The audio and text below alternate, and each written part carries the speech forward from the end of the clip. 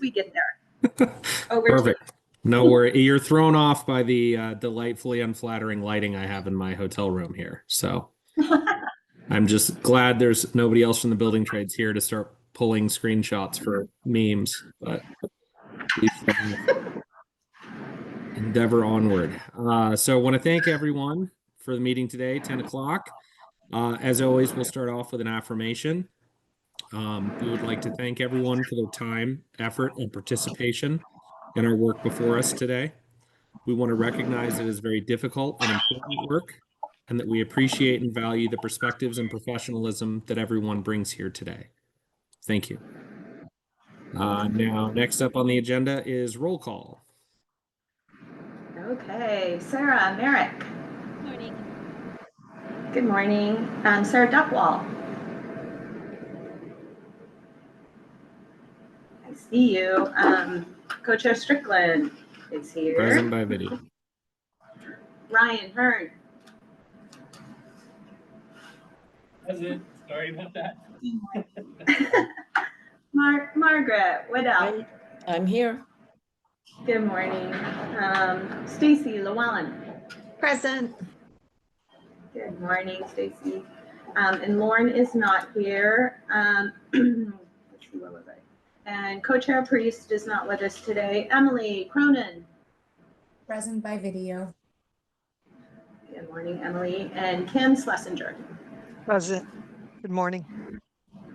Okay. Co-Chair Priest, we have, or Co-Chair Strickland, we have a quorum. Oh, Sean O'Day. Great. Sean O'Day, I apologize.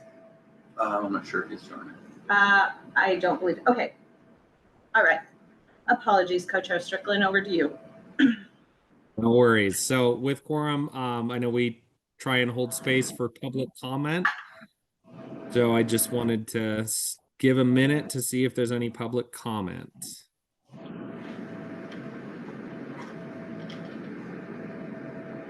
Not seeing anyone pop onto video excitedly or any hands raised. All right, next up we have review of minutes for June 5th, August 21st, and September 15th, which have been distributed to everyone. I move approval of the slate. We have a motion. Do we have a second? Second. Okay, motion and a second. Any discussion? No discussion. All those in favor of approving the minutes, please signify by saying aye. Aye. Aye. Aye. Any opposed? Any abstaining? None. With that, minutes are approved. Next up, we have department updates, starting with the Workers' Compensation Board case law updates with Lauren, who I see is on camera. But looks like you're still muted.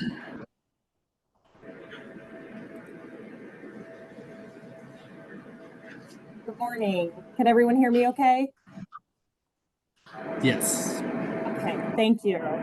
All right, so I just have a couple quick updates this morning. The first is just a rulemaking update. So as all of you know, HB 2799 passed the legislature last session.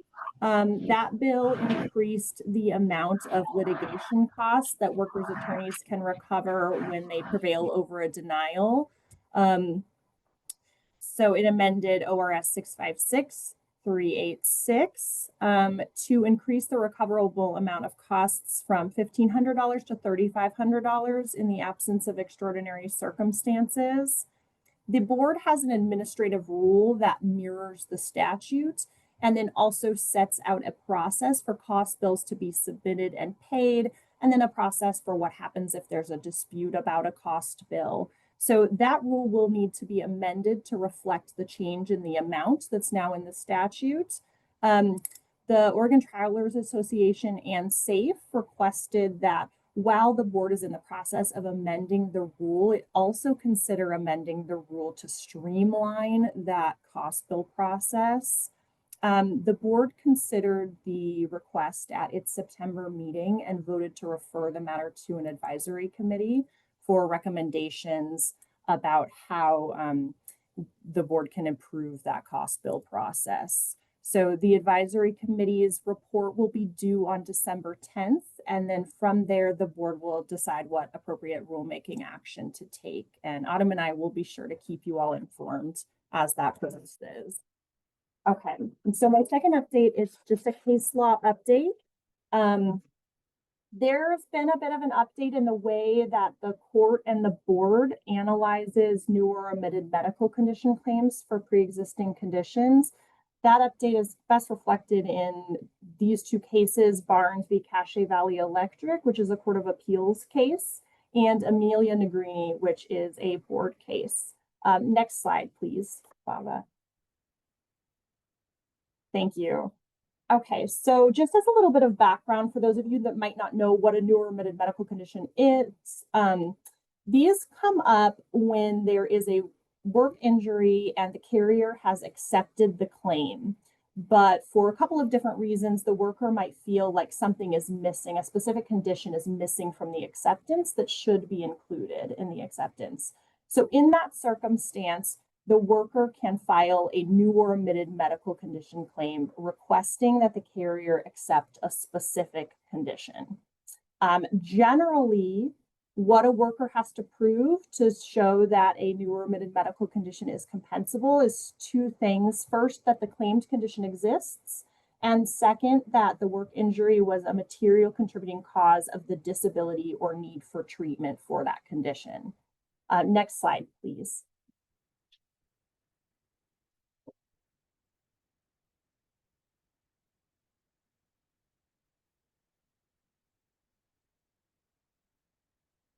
Thank you.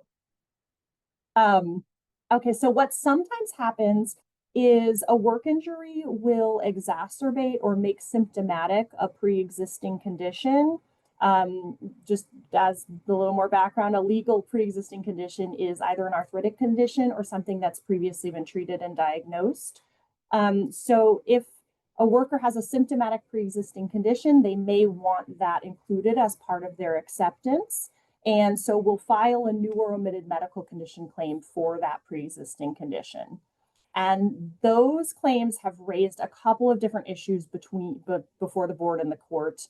The first is, what standard applies when a new or omitted medical condition claim is made for a pre-existing condition that is exacerbated by the work injury? Is it sufficient that the worker show that the work injury was a material contributing cause of a need for treatment for that condition, or is there some heightened standard applicable? And then the second question is the carrier able to accept the claimed pre-existing condition as part of a combined condition rather than a standalone new or omitted medical condition? So next slide, please. Okay, so that brings me to Barnes. So just a couple of facts about this case. The worker in this case was an electrical lineman. He was injured operating a crane at work. There was a window hatch on the crane cab that fell on top of him and knocked him unconscious. His claim was accepted for a head contusion, concussion, and post-concussive syndrome, but he later requested acceptance of a cervical strain and a cervical spondylosis that was a pre-existing condition.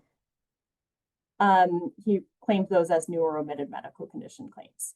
So the carrier initially accepted the cervical strain and denied the cervical spondylosis, but then later, next slide, please, Terry, sorry. Thank you. But then later modified that acceptance to accept the cervical strain and the pre-existing spondylosis as a combined condition.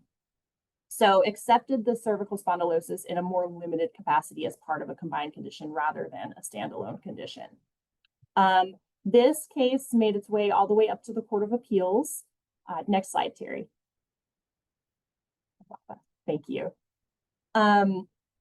And the worker made a couple of arguments before the Court of Appeals. The first one was that the pre-existing spondylosis should be compensable as an independent claim because the work injury made it symptomatic, and that was sufficient to show that the work injury was a material contributing cause of the need for treatment for that condition. And then secondly, and kind of alternatively, the workers argued that if the combined condition acceptance was appropriate, that ultimately the combined condition denial was not supported by medical evidence. Next slide, please, Terry. Thank you. So the Court of Appeals disagreed with both of the workers' arguments. The Court of Appeals first kind of pronounced that a pre-existing condition can be compensable, but only if it is only if the worker can prove that the work injury is a major contributing cause of the pathological worsening of that condition. So in this case, the court concluded that there was no medical evidence that the workplace injury caused a pathological worsening of the pre-existing spondylosis, and that the medical evidence really supported that there was a combined condition here that caused the need for treatment. On the alternative argument, the court concluded that the medical evidence supported the combined condition denial. Next slide, please.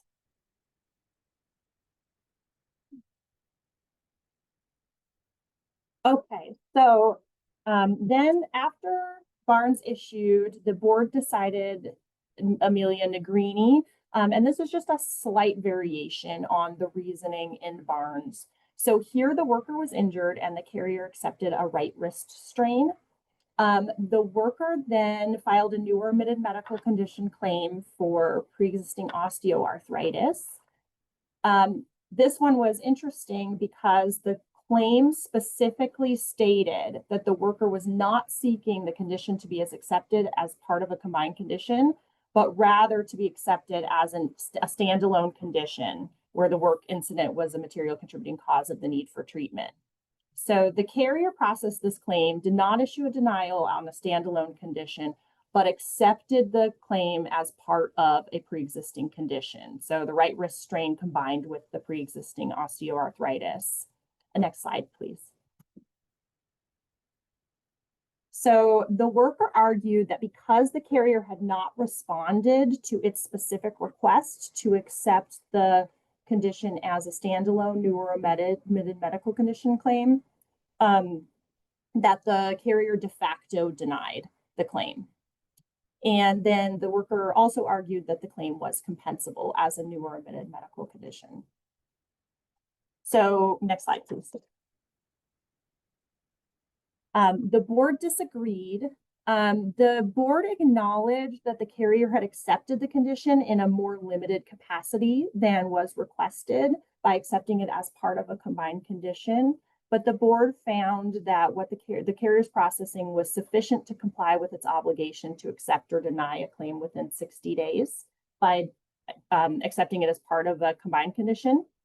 And then secondly, relying on the court's decision in Barnes, the board concluded that the medical evidence supported the carrier's combined condition acceptance because it established that the accepted wrist strain combined with the pre-existing osteoarthritis to make the osteoarthritis symptomatic. And so that is, next slide.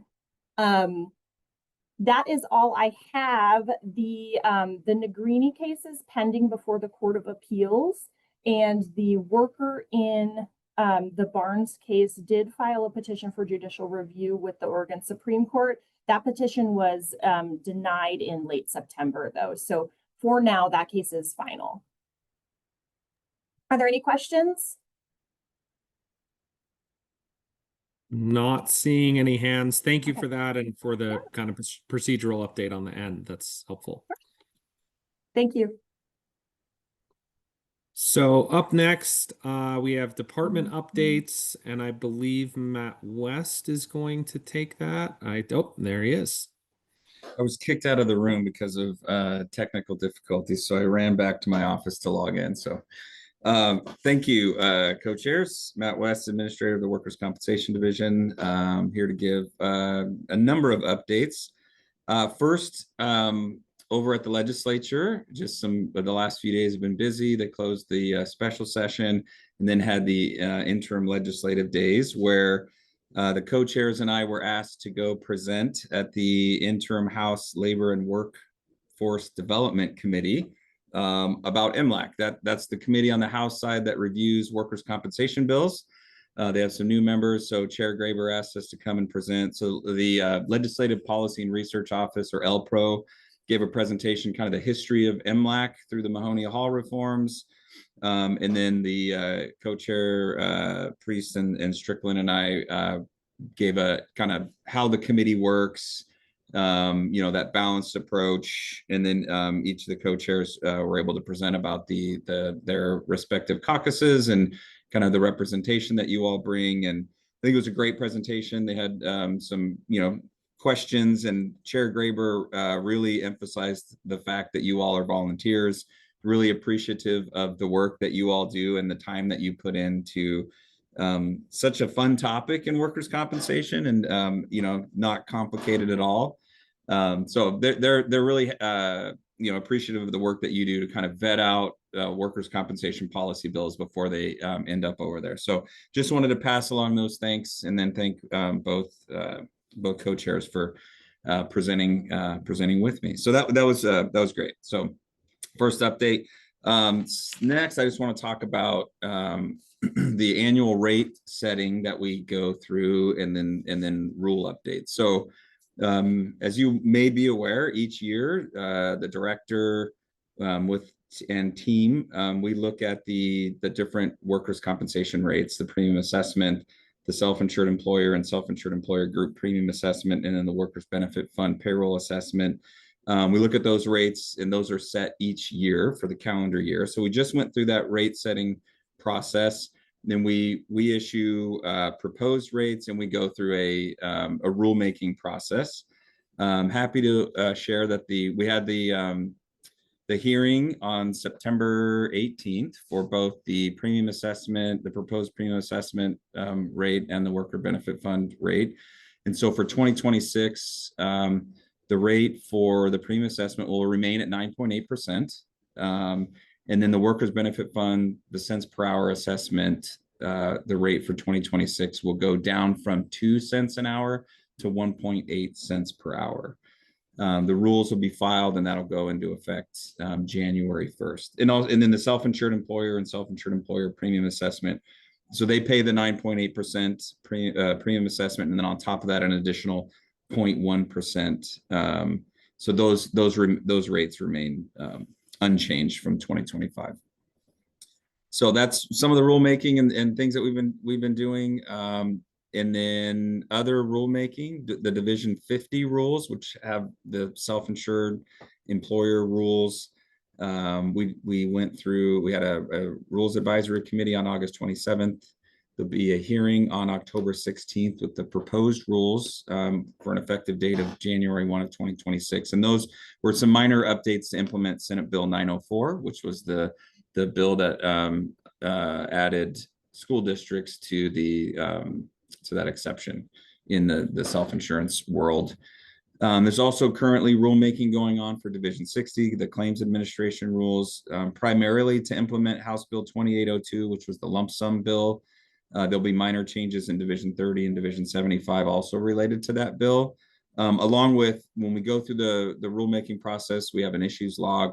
There were a number of issues brought to us by stakeholders on the claims on the Division 60 rules. And so we had a robust discussion at the Rules Advisory Committee meeting on September 10th. Now our policy team is going through all of that feedback, and we'll be publishing some proposed rules in the near future. And there's a hearing on the Division 60 rules October 23rd. And those are also for an effective date of January 1 of 2026. And then lastly, we do an annual update of the medical fee schedule. So Division 9, Division 10, and Division 15 rules. We will be having a rule advisory committee in November. So you can look for that. We'd love to hear kind of your thoughts. We do two things. We do some temporary rules to implement some changes in the fee schedule, and then we'll go through the rulemaking process to make those changes permanent with an effective date of April 1 of 2026.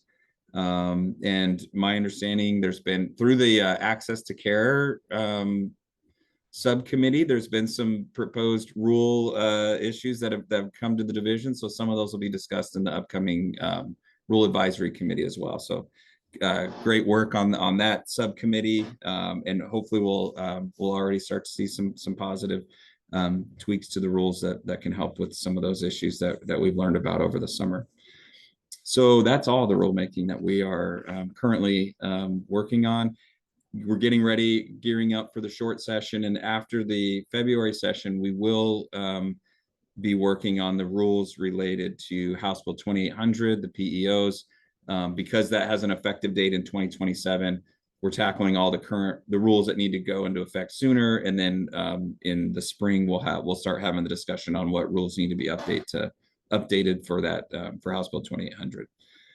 So that's everything I had on my list. Happy to answer any questions related to the rates or rulemaking. Great, thank you. I see Sarah. Thank you, Co-Chair and Administrator West. Just a clarification, or just can you repeat the assessment for the Workers' Benefit Fund went down from 2 cents to 1.8 cents? Correct. So from 2 cents an hour to 1.8 cents per hour, divided equally between. Yep, same. Okay, thank you. That'll be effective January 1, 2026. I think you're underestimating what you were saying when you're saying that that's it that you guys had going on, because it seems like quite a lot. So thank you for that. Thank you. We have a great team. Okay, any other questions? I do want to commend Terry and Administrator West for their presentation as well. I think it was very helpful to get the legislature a little bit of a primer into MLAC, because this is a funky little world that we inhabit, but have a lot of committed volunteers, and I do appreciate the value the perspectives that everyone brings, especially the stakeholders that show up. There was a lot of impressed gasps at the stakeholder count that we have typically at the legislature. So I think that really speaks to the kind of analysis and understanding that can be brought forth in these meetings. So I do really appreciate that. But not seeing any other questions. Thank you, Administrator West. Looks like next up we have a presentation from the Oregon Institute of Occupational Health Sciences.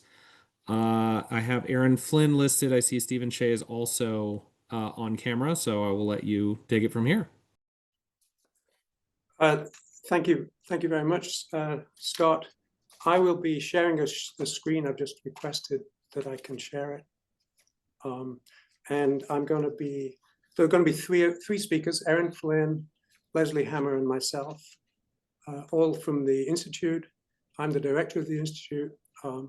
Aaron is the director of the outreach program, and Leslie Hammer is the director of the applied research, as well as the director of the Oregon Healthy Workforce Center.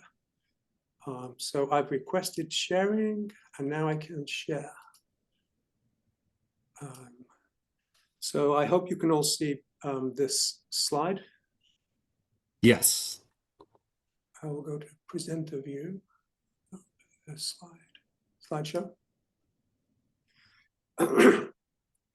So yes, it's a real delight for us to come at least once a year to the MLAC meeting, to keep it real for us, coming from the OHSU up on the hill. It's great to come down and speak with you folks, and thanks for making the time for our presentation. As I mentioned, there'll be three of us presenting today. I'm going first and last, and then Leslie and Erin will go in between. And just to let you know, we'll probably be speaking for close to half an hour, and we want to talk about who we are, what we do, our impact on Oregon, and later on, a case for increased funding to keep us going, to keep the impact going. So our mission at the Oregon Institute of Occupational Health Sciences is to conduct biomedical and workplace research. We create evidence-based tools. We develop training and education to improve the safety, health, and well-being of workers in Oregon and beyond. And to be honest, this is because of the brave pioneering roots of the state of Oregon.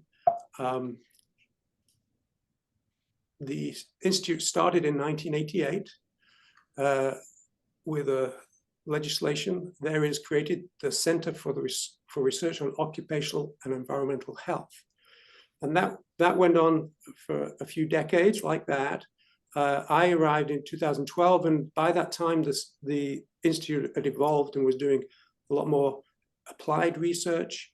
And we went to the legislature to change our name, but that was the only thing we did. We didn't ask for more funding or anything. And so in 2015, the statute was changed to there is created the Oregon Institute of Occupational Health Sciences, again, reflecting more of the breadth of what we do compared to previously just occupational and environmental health. And the funding for the Institute, again, mostly originally came from the DCBS. It says we shall operate on an ongoing basis from funds provided by DCBS in addition to any gifts, grants, or donations. So I'll come to the grants in a moment because we do have a lot of grants based on our successes. The one other thing that's of note is that OHSU, which is where we're housed, is not expected to provide funds for operation of the Institute. So we ostensibly are an independently run institute within OHSU. These are our finances from last year. They're just, the financial year ends in July. So these numbers just came out, ends in June 2025. These numbers just came out last week. They're very typical for us over the last few years. The yellow pie on the pie chart is about 36%, which comes from our base funding, and we supplement that with highly competitive national grants, usually from the National Institutes of Health, here representing about 64%, almost 2/3. And the overall expenses, income is close to 11 million per year. We have about 70 full-time equivalent research staff. And we leverage the state funds to obtain highly competitive federal grants, as I mentioned, and the return on investment is close to 200%. Now, that's the financials. We'll come back to this later. So now what do we do? Well, as I mentioned, we're a research institute primarily. We examine occupational health through the lens of basic, clinical, and applied research. We develop and disseminate tools and trainings, converting research into evidence-based tools and training that workplaces use to improve occupational health and safety. We collaborate with numerous partners from the state, regional, and national partners on research and on adoption, implementation, and evaluation of those evidence-based practices. And finally, we deliver educational programs. We design those and deliver those. We give symposia that expand the application and knowledge of total worker health principles in Oregon and in the Pacific Northwest. And we have currently 13 full-time primary faculty members and a number of affiliated faculty members. And we split ourselves, we don't really split up, but we have 4 general areas of research that most of the faculty members fit into, and one is environmental exposure. So for instance, how exposure to sun or heat or smoke or other pollutants impact workers' health. I work in the sleep and circadian health arena, studying how healthy sleep, diet, exercise combat the negative impacts of night shift work and sedentary work, and how poor sleep and diet and inactivity contribute to heart disease and obesity. We have a big group working on safety at work, how to create safe work sites and minimizing injury and fatalities at work. And another big group working in the supportive workplace practices, designing and testing supportive workplace interventions, including work schedule, work-family balance, supervisor check-ins, and mental health supports. Those are just examples of some of the research we do. We also collaborate outside our own institute, and many of us have got national, if not international, collaborators. the research we do is nationally recognized. We have, over the last 11 years, 246 new research proposals were submitted, and each proposal can be a few hundred pages long and have lots of preliminary data and puts forth your ideas for your research project. Well, of those 246, 213 new research projects were funded over the last 11 years, which is an enormously successful ratio. Some grants have to go in more than once because you do get another chance to submit if it's not funded first time around. That's resulted in nearly $70 million in grant and contract awards coming into the Institute. And we publish, the scientists recognized mostly for their publications, although our institute is slightly different because we really do have a research to practice limb, and we really do recognize that research to practice element of it. But in terms of academics, publishing 600 scientific articles is an excellent rate. And that's being picked up by other people with more than 16,000 citations by other researchers of our work.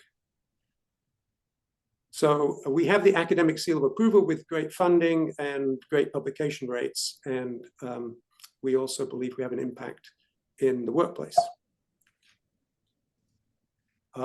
Just some examples of the grants that come in. Karen Winehouse is a principal investigator on this top one, mechanisms of liver carcinogenesis following developmental BPA exposure. The second one is a grant that I brought in called Circadian Mechanisms Underlying Cardiovascular Risk. And here I'm studying the cardiovascular effects of night shift work and trying to work out why heart attacks occur in the morning compared to any other time of day or night. A study here is third one down, protecting new transit operators against safety and health hazards. So looking at shift workers on buses, for instance. This is Ryan Olson's grant from the NIH. And then I think just last month or the month before, Leslie Hammer followed on a previous Department of Defense grant with this new Department of Defense grant of $5 million called Effectiveness of Leadership Training for Psychological Health in the Oregon National Guard. Those are just examples, and one more example is on the next of the type of science we do is on this slide, and I'll let this little video run, and I hope you can hear it. Just please tell me if you can, somebody. Shift work, or Yes, we hear it. Okay, great. Okay, Yes. work that takes place outside of the typical 9 a.m. to 5 p.m. workday disrupts normal sleeping and eating hours, which can interfere with the body's circadian rhythms and the regulation of the metabolism and hormones. Researchers at the Oregon Institute of Occupational Health Sciences are engaged in a multidisciplinary approach to understand the effects of food timing on human health and physiology. Researchers at the Institute discovered that fertility in mice is severely compromised by mistimed eating schedules, similar to what shift workers experience. Today, Institute researchers are working to identify the mechanisms responsible for these reproductive outcomes while collaborating with physicians and OBGYNs to determine whether timed eating strategies can prevent or reduce gestational diabetes in pregnant women and improve overall maternal and neonatal health. Thank you. So Shift. With that, I'm going to pass on the presentation to Leslie, and Leslie will tell me when to advance the slides. Yes, thank you, Steve, and thank you all for allowing us to come and give you an update on what our institute is doing and more. Steve gave an overview of the institute, and one thing I want to really emphasize is that this institute is unique across the country. There's nothing like this institute. This institute focuses on occupational health, and it focuses on occupational health from basic research all through applied research. I'm an industrial organizational psychologist and an occupational health psychologist, and I focus really on how to improve safety, health, and well-being of workers. And so our goal is to ultimately improve health and well-being, which ultimately will help and support employers in Oregon and employees in Oregon. We have partnerships with, in addition to NIH, we have partnerships in the federal government with the National Institute for Occupational Safety and Health. NIOSH is a very small part of the federal government, and it does not receive a lot of funding, but what they do is they're really the only institute that focuses on worker health and well-being and safety. And we have two different programs that are funded by NIOSH. And one is the Total Worker Health Program. And this is the program that NIOSH supports that I'm the director of. We have there's actually 10 centers of total worker health across the country. And we are fortunate to have one of them at our institute. And so we are the Oregon Healthy Workforce Center. And I'll tell you a little bit more actually in the next slide, but I also want to mention the Occupational Public Health Program, which is led by our colleague, Dr. David Hurtado, in collaboration with the Oregon Health Authority. We can go to the next slide. And so more specifically, the Oregon Healthy Workforce Center has been in existence since 2011. And what we do is we conduct applied research in workplaces. We also support outreach of the findings of that research, and we also provide education and training to employers and workers in the state. And actually, we cover the region, which is the OSHA Region 10, which is Oregon, Washington, Idaho, and Alaska. But our primary efforts and focus are really to support Oregon employers and employees to help improve health and safety and well-being. The other program that NIOSH funds is the Oregon Occupational Public Health Program that has both a surveillance program and a investigation program within the state. Both of those are focused within the state. And so I'd like to emphasize that these again are both programs through our institute, and the institute is really made possible through the state funding. Next slide, please. I'm now going to just share with you just a few examples of some of the outputs of the research that we have conducted. So we have a team of, as Steve mentioned, we have a faculty of 13 or 14 right now. We have an institute, though, of about 65 people because we have research associates and assistants and a number of people that actually support this work. So one example is the workplace mental health training for managers.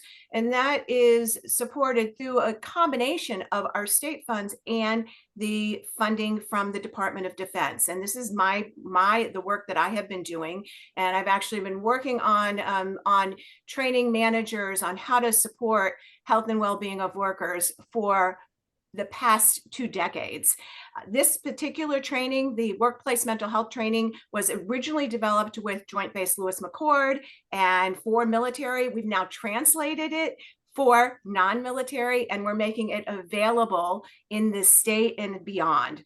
We have now, it's in, for example, the Department of Administrative Services has made it available to all of the state employees. And this training is specifically for managers and supervisors, teaching them how to support the mental health and well-being of workers. And what's most important is that this training is evidence-based, and it's the only evidence-based mental health training for managers that is available because it's based on these extensive randomized controlled trials. So we can say actually that when we train managers, we see improved both mental health, well-being, and we reduce risk factors for mental health challenges in the employees. And Nothing like this exists across the country. We have interest at the federal level, as well as across public and private organizations across the country. We'll go on to the next example. I won't be able to explain these in detail because these are now my colleagues' projects, but I do support these because I oversee the Oregon Healthy Workforce Center, which has supported most of these projects. So the Compass training was developed by our colleague Ryan Olson, and this has been quite a success. Again, this is evidence-based training through an evaluative randomized controlled trial that was funded through NIOSH initially, and now what we've been able to do is make this training of home health care workers available to the state, and it's adopted by the State of Oregon Home Care Commission, and it specifically focuses on reducing injury and improving well-being of home health care workers. We'll go to the next one, please. And another example is the development of the safety climate scale by our colleague, Dr. Emily Huang, who has done, she originally was working with Liberty Mutual safety and health research. And she came to the Institute about 6 years ago, and has taken the work that she originally did with Liberty Mutual and developing a safety climate scale and taking it into the Institute and developed also training in relation to this safety climate scale. This is now available again in the state and outside of the state. And it's important because we know from evidence that safety climate is an important predictor of injury and accidents on the job. So again, we're focused on reducing injuries and accidents at work. Next slide, please. And you can see here, and here's a QR code you can take a look at, because this represents our kind of suite of trainings that, and they're all evidence-based trainings now that we make available to employers throughout the state and beyond. And these are packaged as our supportive workplace online training. And if you go to the QR code, you can actually click into some of these trainings and learn more about the various types of training focused on mental health, focused on sleep and safety. Many of them are targeting supervisors and managers, because what we know from the field of really occupational health psychology is that supervisors and managers are key to impacting safety, health, and well-being of workers. And I think that is it for me. You want to, yes, that I will turn it over now to Erin Flynn. Hi, everyone. Great to be here. Thank you for taking the time for us to share the work of our institute. I'm Erin Flynn. I'm the outreach director, and my job is to really take all the work of these brilliant faculty members and convert it into products, tools, training, communication, one-pagers that enable employers, employees, unions, government agencies to utilize the work, right? To put the work into practice. So we use the term a lot, research to practice. I'm working on the to practice part. So making this stuff real for folks in the workplace. So in addition to the national partnerships that Leslie described, we also have state partnerships, and my team spends a lot of time on these state partnerships. Because of the expertise we've developed in total worker health, we have a really robust educational program to provide education to occupational safety and health practitioners in total worker health. It's a partnership with OSHA and SAFE, and we've been at this since 2018. Another partnership that we're putting a lot of energy and time into is called the Respectful Workplace Initiative. This is a partnership with ODOT and BOLI to develop training and respectful workplace practices in the construction industry. And interestingly, both two of the projects that Leslie described earlier, the mental health training and the safety scale, are being utilized and customized for this project, which is a really nice example of how the research then translates both into different industries and into impactful projects in our state. Next slide, please. So as I said, the job of the outreach team, there are 4 of us. We really work very hard to get this work out to the community. We do this by translating the research into trainings, blogs, podcasts, handouts, all different kinds of medium that really seek to educate people on this work. We deliver total worker health education and events, which I'll talk a little bit about. These target occupational safety and health practitioners. We have an active learning management system. So Supportive Workplaces, the website that Leslie referred to, we have to operate this on a daily basis. We are getting folks throughout the state of Oregon and throughout the country reaching out to our team on a daily basis to say, hey, I'd like to take that mental health training, or hey, I'd like to take that sleep training. Can you come and deliver this to our team? So there's an ongoing function of outreach to get this work out into the marketplace. And then our team also attends conferences throughout the state of Oregon, OSHA conferences where we present this work, and conferences throughout the country. So we are out there really getting the word out on the work that we do. Next slide, please. Just in terms of this Total Worker Health Alliance, this is unique to the country. We're not sure there is another alliance like this, and we're really proud of it. We have delivered education on total worker health to over 1,500 occupational health and safety practitioners in the last 8 years. We offer 7 to 10 courses a year, and these courses are free to occupational safety and health practitioners throughout the state of Oregon. Next slide, please.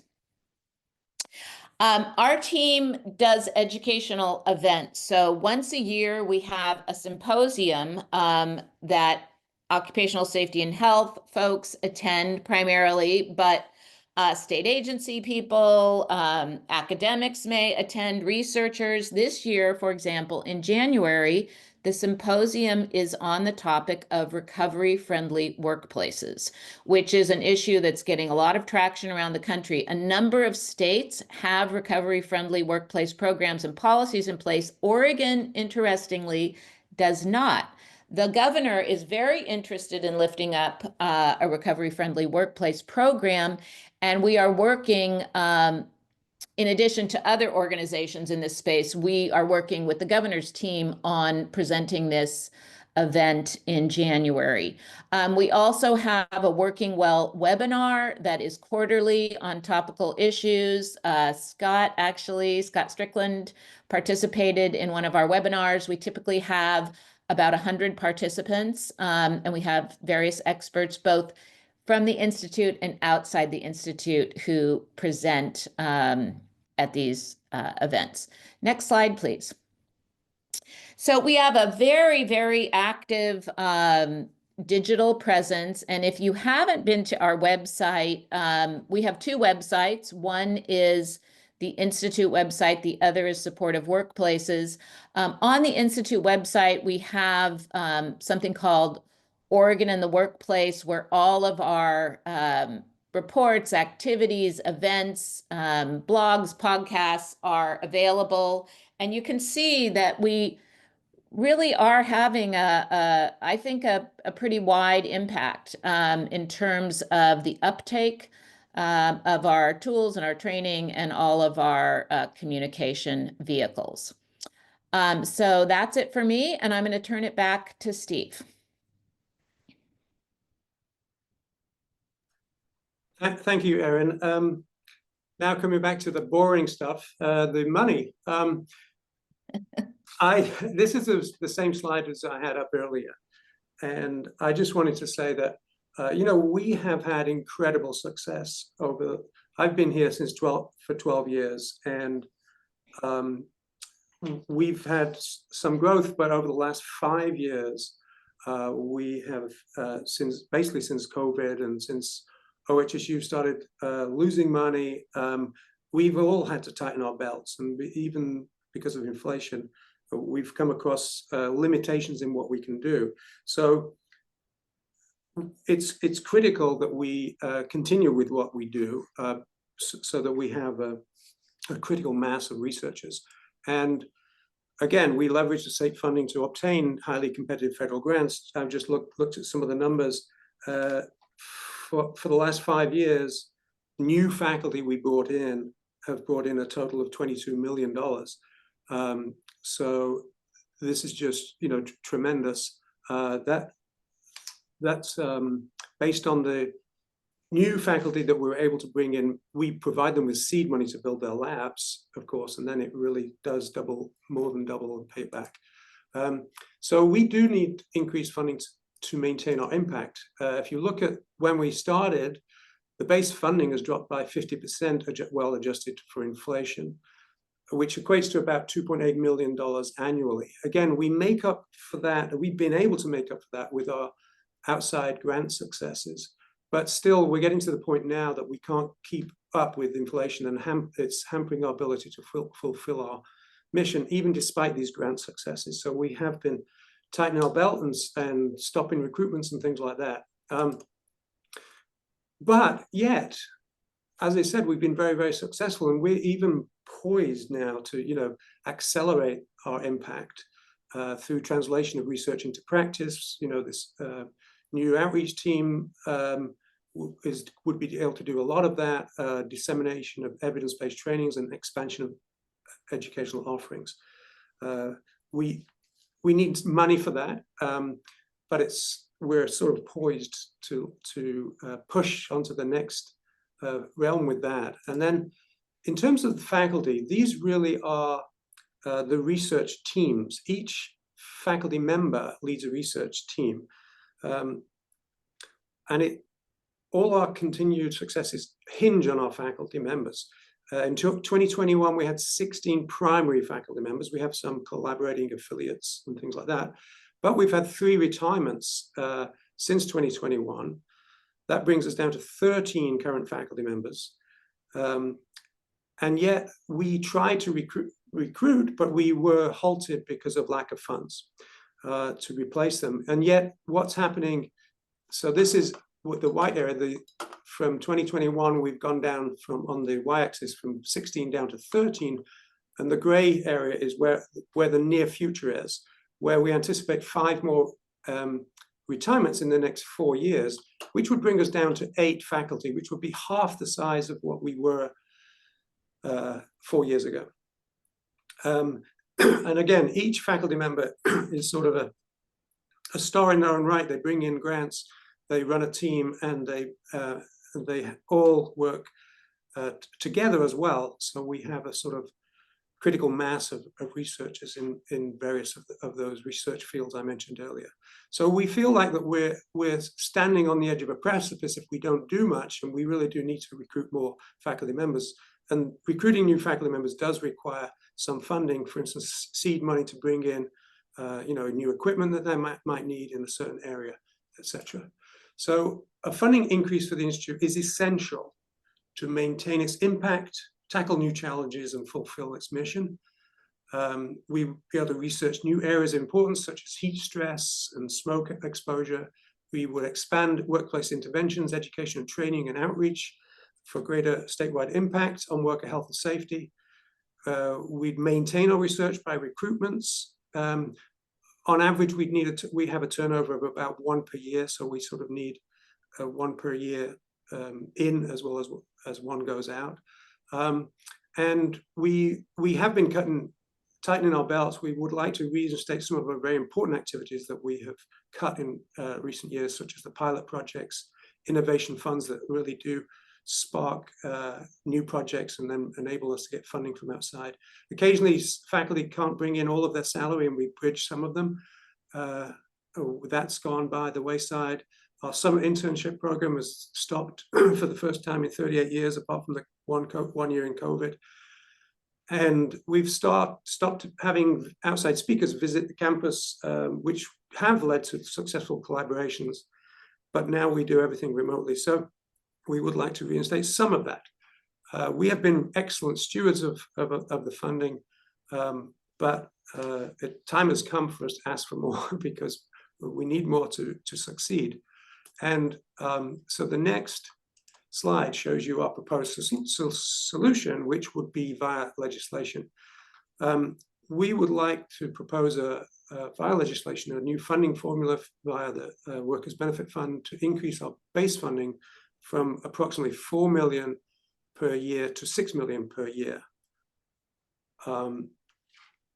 Next, we would like to secure MLAC's endorsement for that when we bring a formal legislative concept to MLAC for consideration later this fall.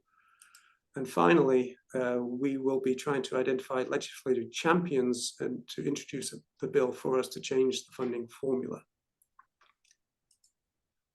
So this is my final slide.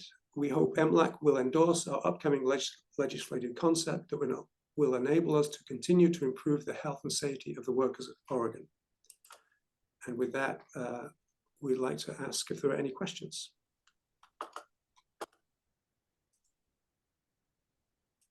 Thank you for the presentation. Any questions? I see Sarah. Thank you, Co-Chair Strickland. Is the funding stagnant or is it indexed at all? Just for a clarification point. Yeah, it's not indexed in what it's 1/8 of 1 cent from the two funds totally per hour for each Oregonian that works, and it equates. It has been going up over the years. It's not the same now that it was in 1988 because the number of hours that Oregonians work has actually gone up quite a lot. So it has been going up over the years. If during COVID it went down, was unemployment rose, and it's picked up again. But still, what it equates to now, what it actually is now is approximately 4 million, about 3.8 million per year, and that's from the 1/8 of 1 cent per hour that Oregonians work. Now, I'm wondering though, sorry, in your legislative concept or proposal, considering indexing it, would that help solve this problem? We did speak to the CFO at the DCBS, and they think that this kind of formula approach it causes them a lot of work, and it might be unnecessary, and there might be more efficient ways of doing it. And we would love to consider some kind of indexed form, so we don't have to come back every 38 years or even every 5 years. Okay, thank you for that. Thank you. I must say, coming back only once every 38 years is a pretty good track record. But yeah, and so it's my understanding that the legislative concept, you've identified a kind of need or desire, and you're working now as to sort of how that would play out, and you'll come back when there is a legislative concept with an actual sort of next step on that. Is that a fair assessment? Yeah. Okay. That's correct. Erin, please go ahead, Erin. Yeah, no. So we've been working hard to understand the legislative process because it's pretty complicated. And we're really fortunate that OHSU has offered some skilled lobbyists to work with us. And they may actually be on the call here. I believe they are. And they're going to help us move. There we go. Hi, Phil Donovan. Phil is helping us identify a legislative champion for this effort. And we have the kind of to-do list from MLAC. It's very helpful. Here are all the things you need to do before you bring the LC to MLAC. And so the way we're understanding it is today we're introducing the concept. So hey, this is what we're up to, and this is our end goal. Between now and December, I know there's an MLAC meeting December 4th. We would do all this necessary background work, including having legislation written in the statutory language, and bring it back to you for approval.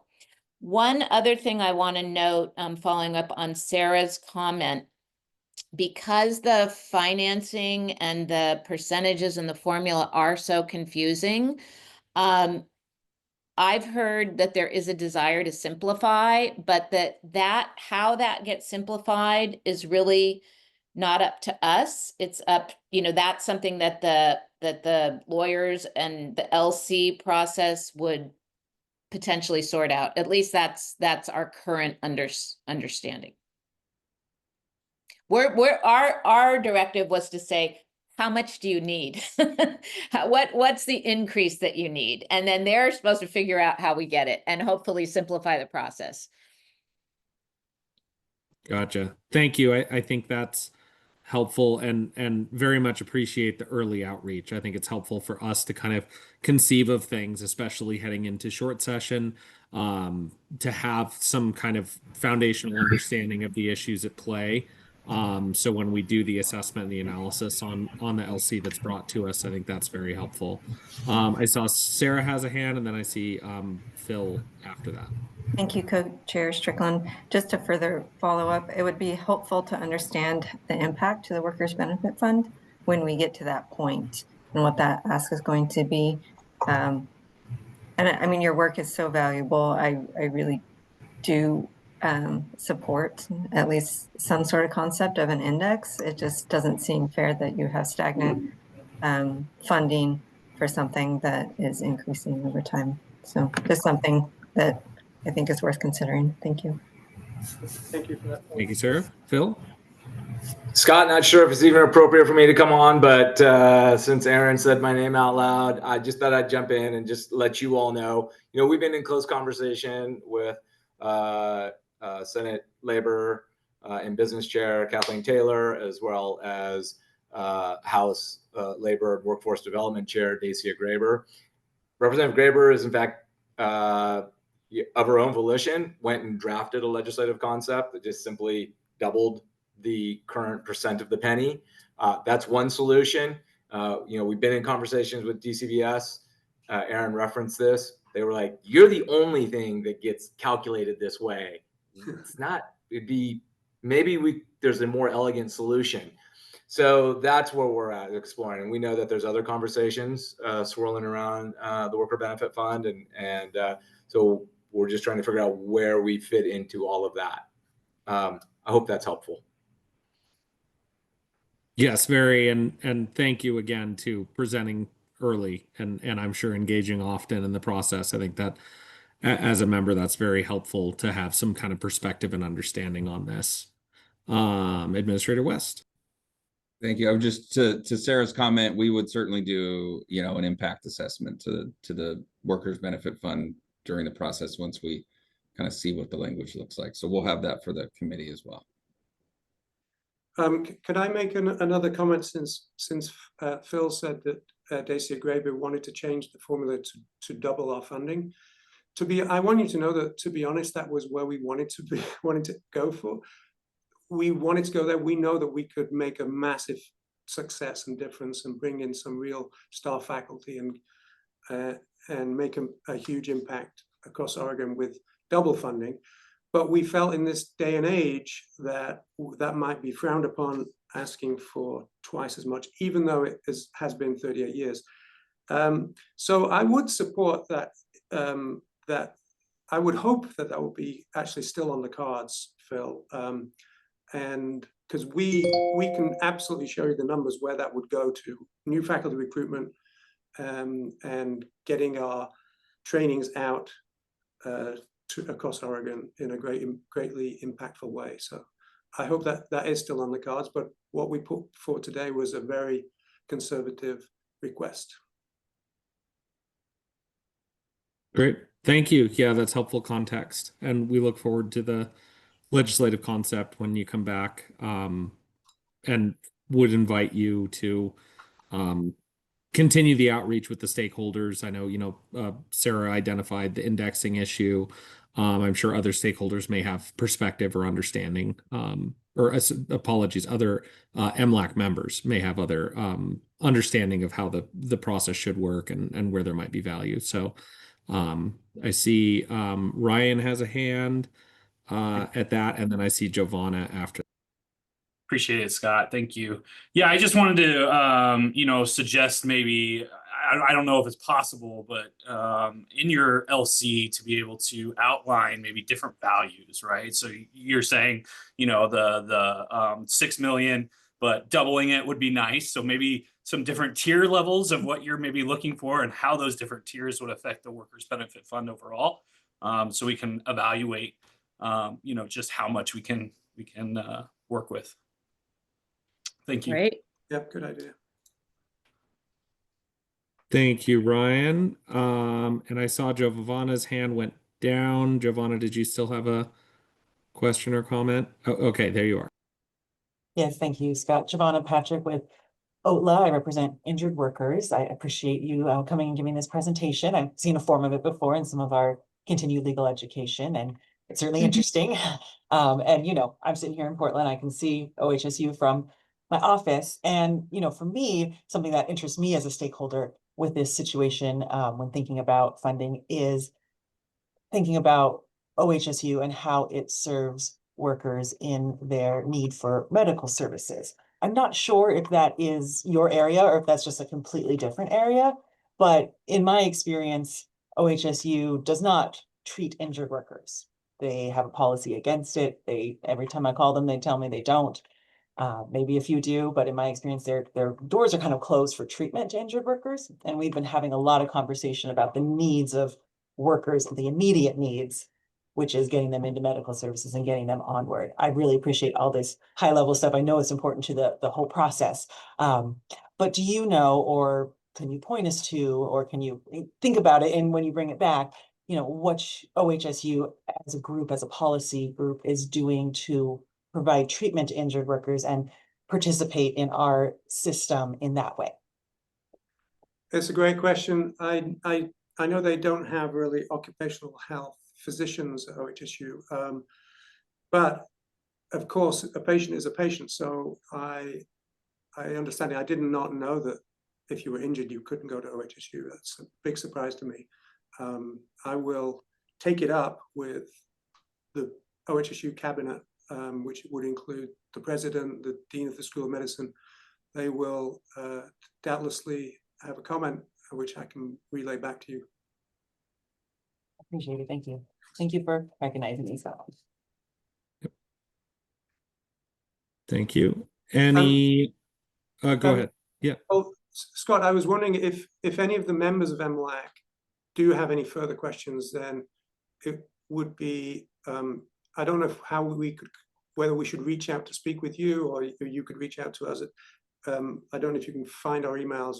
You should be able to do that quite easily, but we would like to reach out to people if they have any questions, and we'd respect your time, of course, but also we want to be there if you have any concerns, questions, or ideas. So if you don't mind, we'll try and reach out to you probably via email to schedule a call or a meeting if you'd like to.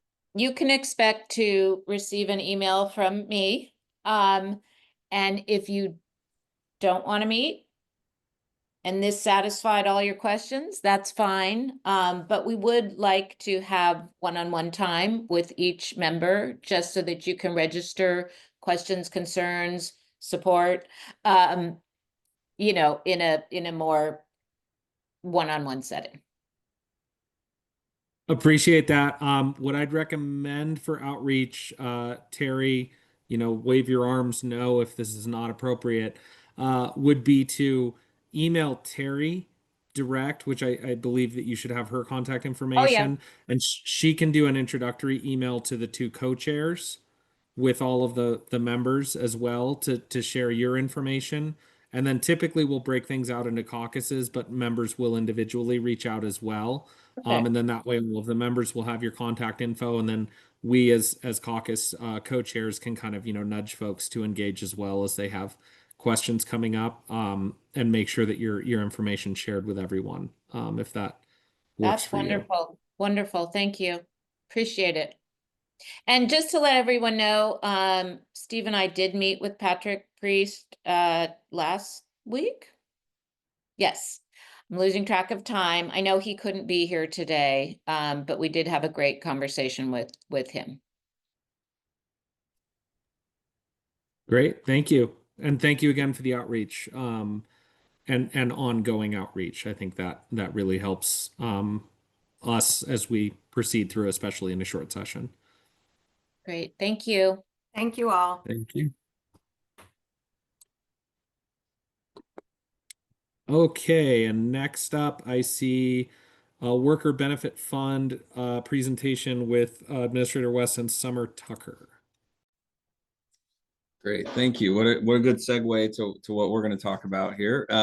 Before I get into, and we'll use the term presentation lightly, it's more of just kind of an update and sharing some materials, and happy to answer any questions. But before I jump in, I just wanted to share some breaking news that just came out. So Governor Kotek announced that she's appointed Sean O'Day as the director of the Department of Consumer and Business Services, pending Senate confirmation, which I believe is set to happen in November.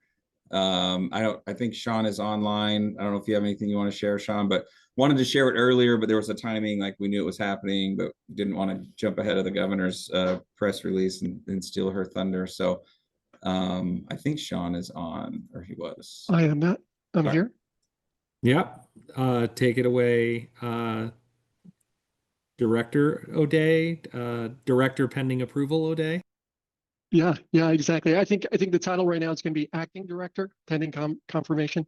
So hey, Chair Strickland, thank you so much. Members of MLAC, truly honored and excited in this role. I know some of you, may be somewhat unfamiliar to some of you. Formerly the deputy director would fill in for Andrew from time to time. But although you weren't necessarily seeing much of me, know that I've been very, over the last 2.5 years, closely following the work of this committee and truly appreciative of what you do, the balance that we maintain to be able to address issues to take care of our injured workers. And I'm very excited to be working with you in this new role in the years to come. So thank you. Great. Our congratulations on the first step, and our congratulations on what I'm sure is to soon come with approval.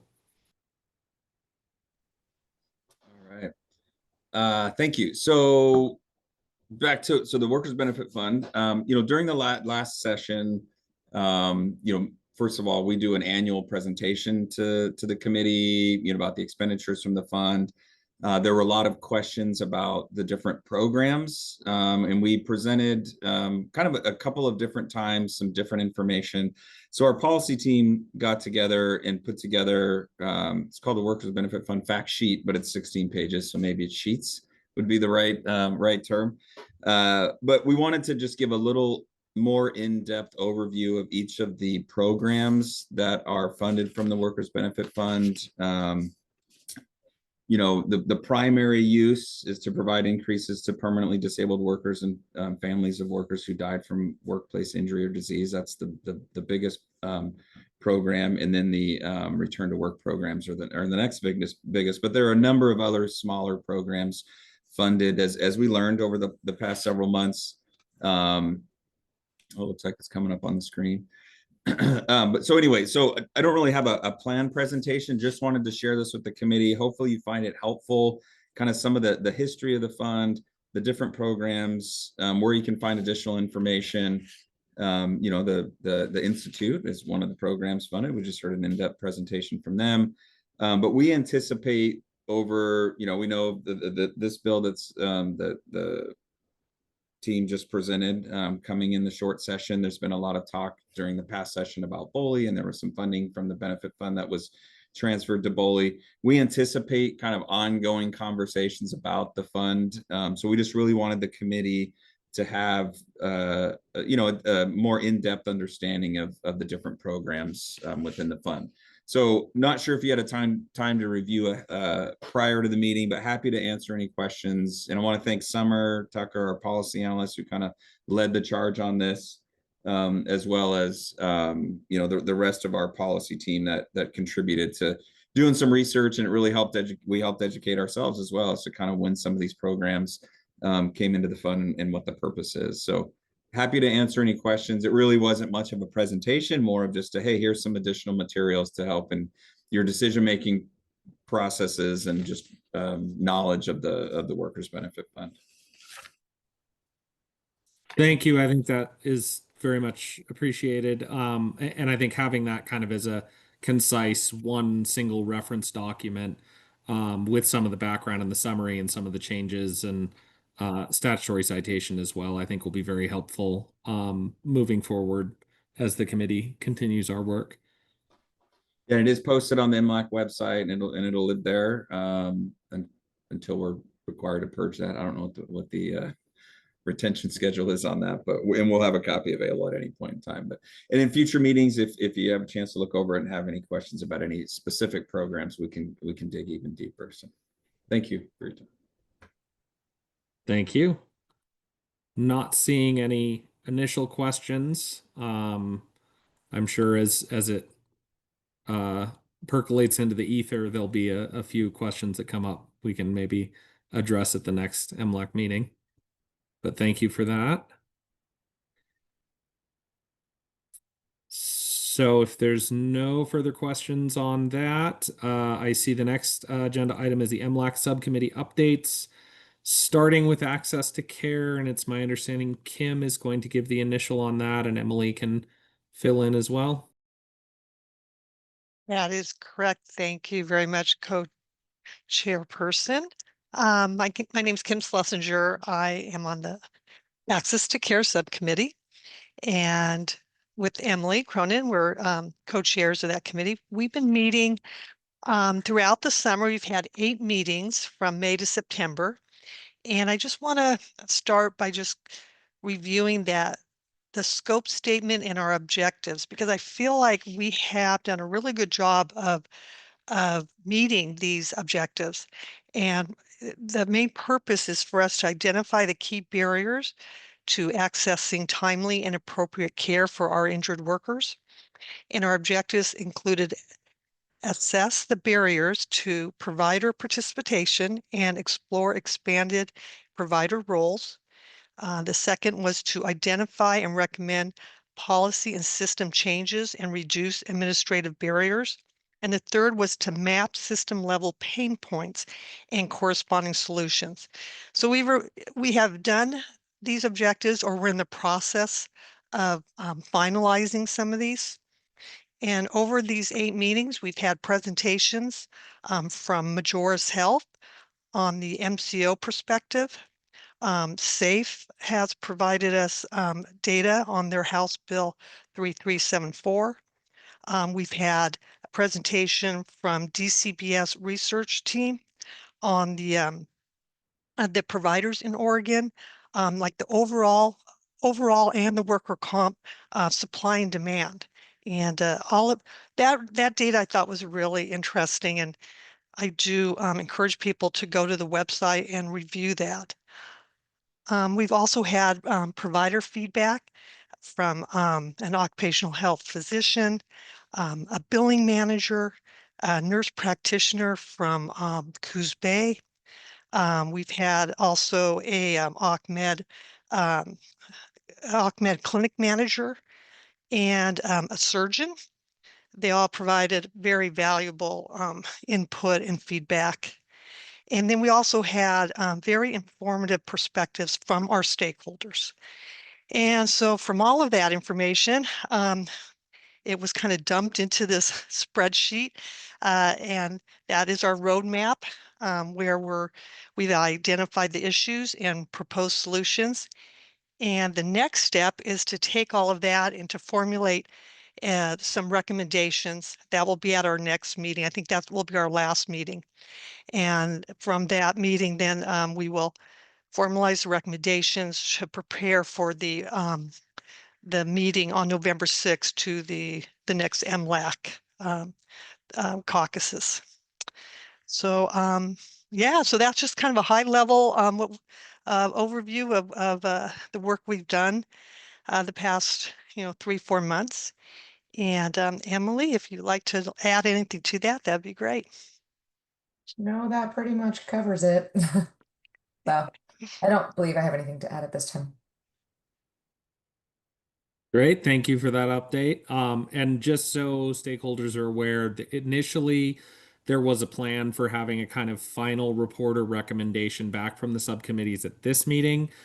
Due to the kind of ongoing and really productive work that we were seeing in the subcommittees, there seemed to be a general consensus from both the co-chairs of the subcommittees, co-chairs of this full committee, and the stakeholders involved that the subcommittees could kind of continue their work to flesh out the recommendations a little more, and have something maybe a little more final presented at the November meeting is what the target is now. So thank you everyone for their patience and the ongoing and continued engagement.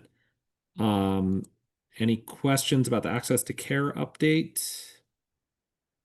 As Kim mentioned, please do see the webpage. WCD's done a great job of having the subcommittees split out separately with all of the meetings for the individual subcommittees along with the materials posted on the MLAC website. So next, the average weekly wage update. And I think Stacy is going to give the main update, and I can fill in as well. Perfect. Thanks, Scott.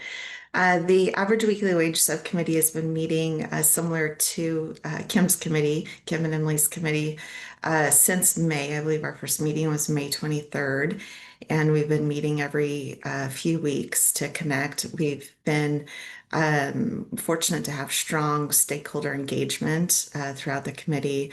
The charge for our subcommittee was to resume the discussion on the average weekly wage for low-income workers, the issues within the Oregon Workers Compensation System, including the proposals in SB 705, as was agreed when the full committee recommended to form the committee on May 1st. So that was the charge that we've been operating under. Again, very strong stakeholder engagement. At the last meeting, we started exploring different options to solving the issue that we could move forward back to MLAC. Right now, the charge is back out to the stakeholders to come up with some additional options based on a couple different frameworks that we have. Those are actually due tomorrow, so that we have about a week to vet those. And then our next meeting, I believe, is the 17th, if I'm going off the top of my mind. But really just trying to get, we're working hard to try to find that happy ground. We know that probably the best solution is one where neither labor or management is ecstatic, but that feels like that's probably the fair solution. So that's where we're striving to get with partnership with our stakeholders. But more to come, great work being done, and we will also have a report out at the November 6th meeting. Scott, anything else you want to add? Not really. I just to echo your commending the stakeholders and you as co-chair as well. Really engaged, really great discussion. WCD's done an amazing job with a lot of the data.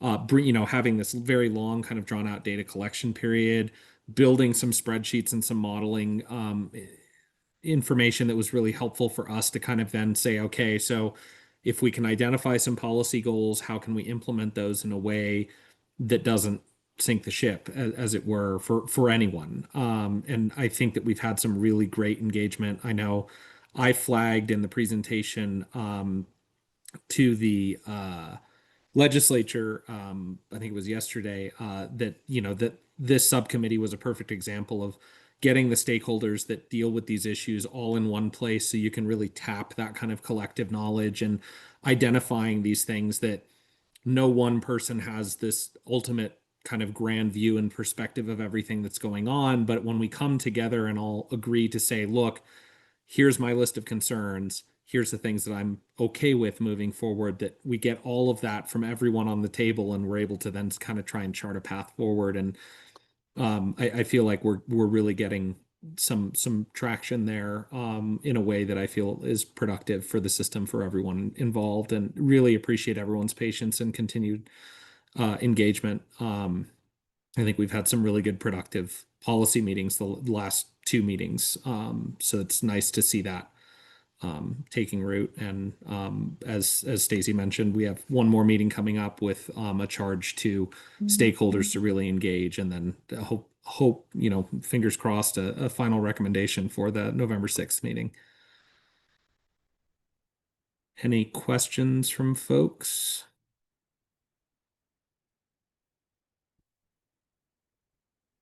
Not seeing any. I see we have upcoming meetings next on the agenda, November 6th, which is when we should be having kind of final reports or recommendations back from the subcommittees. That's listed as virtual. I see we then have December 4th listed as an in-person hybrid. Terry, is that still the case? I know that we had some construction delay issues. I unmuted, so I apologize for the noise. November 6th is totally virtual. We do not have a room. So December 4th is in person here in 260. January to April is virtual at this time. We do not know about the moving situation or any of that. We will update the calendars on the MLAC website. But so now I'm going to go back on mute so you don't hear the static. Okay, but please just watch the MLAC website. But for November 6th, virtual only. December 4th, in person here in 260. Okay. Great, thank you. Which was one of the things that Chair Graber, I think, had requested information on, is what compensation we get as serving on the board. And I think Patrick happily said we get good donuts sometimes for quarterly meetings. So that was a high point of humor in the committee meeting there. Well, thank you to everyone. Not seeing anything else on the agenda, not seeing anybody jumping up and down online. I think we are good to adjourn the meeting. I wish everyone a safe and happy weekend and rest of the week.